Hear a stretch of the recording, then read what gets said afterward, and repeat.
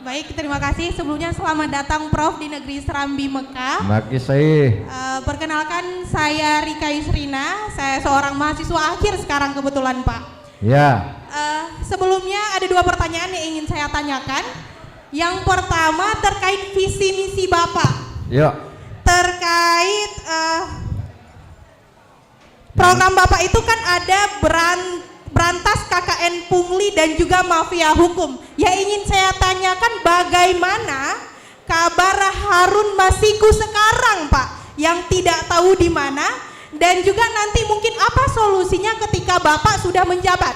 Kemudian terkait salah satu statement Bapak, karena sekarang kita sangat sangat hangat dengan isu Rohingya Pak. Rohingya. Ya.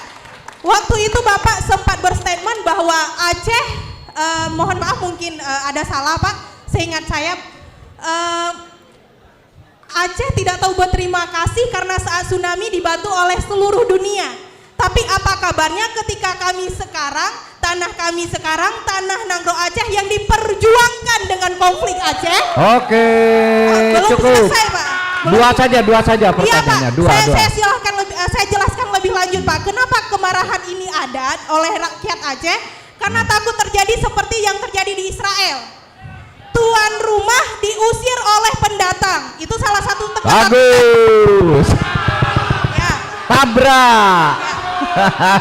Karena itu Pak, orang Aceh juga memikirkan tentang bagaimana tidak dibantu karena kedatangan ini sejak 2015. Ya. 2017. Oke, cukup. Ya. Sudah paham. Ayo. Oke. Paham. Geser dikit ke sini kakaknya. Saya tabrak ya, saya tabrak balik ya. Tabrak balik Kak.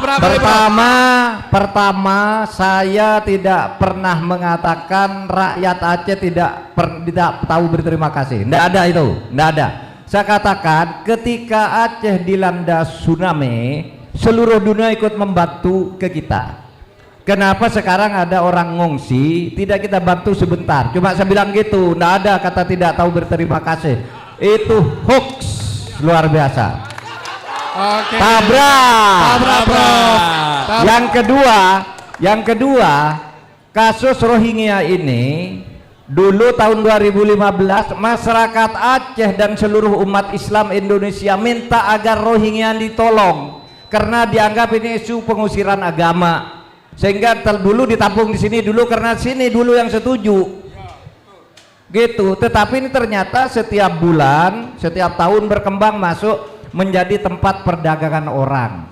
Maka kita sudah menolak ke dunia internasional. Tapi yang sudah terlanjur masuk kan tidak boleh dibuang.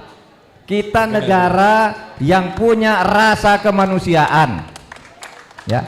Oleh sebab itu, saudara juga harus tahu, mereka yang Rohingya di sini itu hanya sementara untuk segera dipulangkan ke daerah lain yang menandatangani konvensi PBB tentang pengungsi.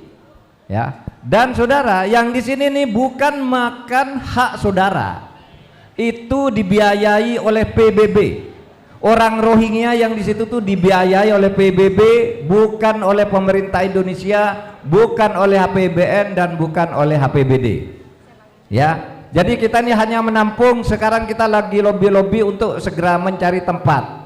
Karena begini, saudara, ada hukum internasional di mana tahun 51 PBB itu membentuk konvensi tentang perlindungan pengungsi. Nah, Indonesia itu tidak ikut menandatangani, sehingga sebenarnya Indonesia bisa saja ngusir. Karena Indonesia tidak ikut menandatangani konvensi itu, tapi Indonesia punya politik kemanusiaan. Gimana orang sudah sampai di sini mau dibuang di laut? Tidak boleh. Tetapi kita lokalisir dulu masalahnya, ini tepatnya, kemudian nanti kita kembalikan. Saudara ini sering bertanya soal Harun Masiku. Harun Masiku itu sekarang sedang lari, sedang dicari oleh KPK. KPK itu adalah institusi sendiri di luar eksekutif. Jadi KPK itu begini, KPK itu bukan lembaga legislatif, bukan lembaga yudikatif, tapi lembaga penegak hukum pidana yang berada di rumpun eksekutif tapi bukan bawahan pemerintah. Dia independen, dia yang cari.